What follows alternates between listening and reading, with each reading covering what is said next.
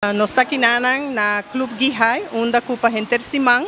Nós estamos bezig com curso para treinador. Não somente treinador de Aruba, mas também de região. Nós temos 5 diferentes países representados aqui. O curso aqui é curso fundamental que cria base para nós seguir melhorar nossa ginástica e também para poder oferecer a ginástica na mais gente possível. Sobre a ginástica é deporte que pode praticar na tua idade. Sempre nós pensamos que é muito não só por fazer ginástica, mas ginástica para todos está nós vista que ginástica pode praticar de diferentes idades, até gente maior. Sempre e quando você tem técnica, que você tem expertise e que você tem curso assim para você a diferença en que você puede hacer con un mucho joven y que você puede hacer con un adulto. La Federación Internacional de Gimnasia desarrolla un programa de educación hace más de 25 años y el curso que inicia este programa, la base del programa se llama Fundamentos de la Gimnasia, que es precisamente lo que estamos realizando en Aruba.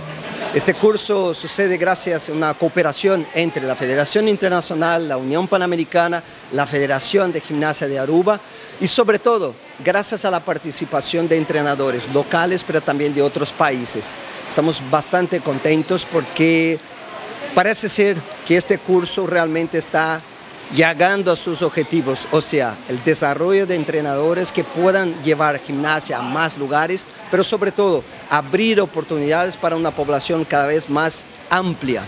El curso busca de forma genérica dar fundamentos científicos, pedagógicos, pero sobre todo motivar a los entrenadores a que atiendan mejor a los diferentes gimnastas que tienen cada uno en sus lugares, en sus clubes, en sus países.